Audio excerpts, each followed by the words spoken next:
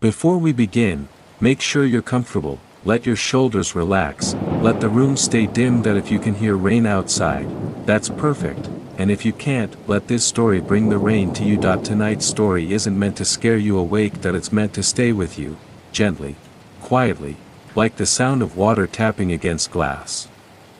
This is a dark rainy night sleep story. Slow, calm, unhurried. So don't try to imagine everything clearly, just listen, and let the night do the rest. It was raining harder than the forecast promised, the kind of rain that turns headlights into long, blurry streaks of light, the kind that makes the road feel endless. I hadn't planned to be driving that night. I was supposed to be home, dry, warm, asleep, but plans changed. A call came late. A short conversation. A favor that couldn't wait until morning. So there I was, alone on a two-lane road that cut straight through the woods. No streetlights. No houses, just trees on both sides, dark and motionless. The windshield wipers moved back and forth in a steady rhythm, almost soothing, almost hypnotic. At first, everything felt normal. The radio played softly, some late-night talk show fading in and out through the static.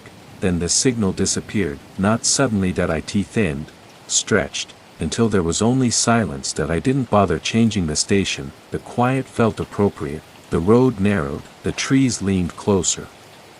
And that's when I noticed something strange. The rain sounded different. It wasn't hitting the car evenly anymore. It sounded heavier, on the roof, like it was falling straight down, but nowhere else. I slowed slightly, just to be safe. That's when I saw the headlights ahead. They were parked, right there on the side of the road, hazard lights blinking slowly, orange. On, off. On, off. I checked my mirrors. No cars behind me, just rain. As I passed, I glanced over.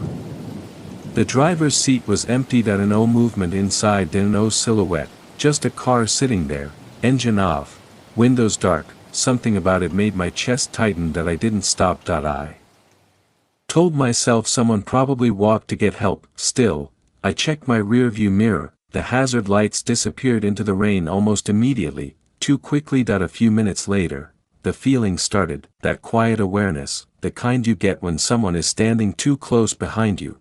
But I was alone. I adjusted my grip on the steering wheel. The road curved gently, then straightened again, and there they were, headlights behind me. I hadn't seen anyone pass. They were just there, keeping a perfect distance, not getting closer, not falling back, just following. I told myself not to overthink it. Late nights make everything feel heavier than it is. Still, I turned down a side road, slowly, carefully. The headlights followed. The side road wasn't on my map. No signs. No markings, just wet pavement disappearing into darkness. The trees felt closer here. The rain sounded louder. The headlights stayed behind me, patient. I considered pulling over, but something stopped me. A quiet thought that felt like it didn't come from me. Don't stop. So I kept driving, and driving, longer than a road like this should last. No intersections. No houses. No breaks in the trees. That's when I realized something unsettling.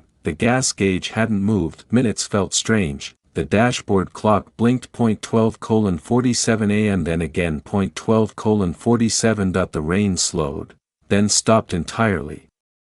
But the windshield stayed wet, like the world outside hadn't noticed. The headlights behind me disappeared. No sound. No fading light, just gone. Relief washed over me, but it didn't last. Up ahead, the road ended, not gradually. Abruptly. At a clearing. I slowed to a stop. The engine idled quietly. Rain began again, straight down. Heavy. At the edge of the clearing, someone was standing, tall, still, facing away. I didn't see them approach. They were just there. I stayed in the car. Didn't roll down the window. Didn't turn off the engine. The figure didn't move. Rain soaked through their clothes, but they didn't react. Then, very slowly, they turned their head, not fully, just enough. I couldn't see a face, only the suggestion of one. Like a reflection in dark glass, and then they raised a hand, and pointed back the way I came. I didn't hesitate. I turned the car around. The road reappeared. As if it had always been there. The trees backed away. The rain softened them. My phone buzzed, signal returned, messages flooded in all at once, missed calls, voicemails, concerned that I drove until the forest thinned.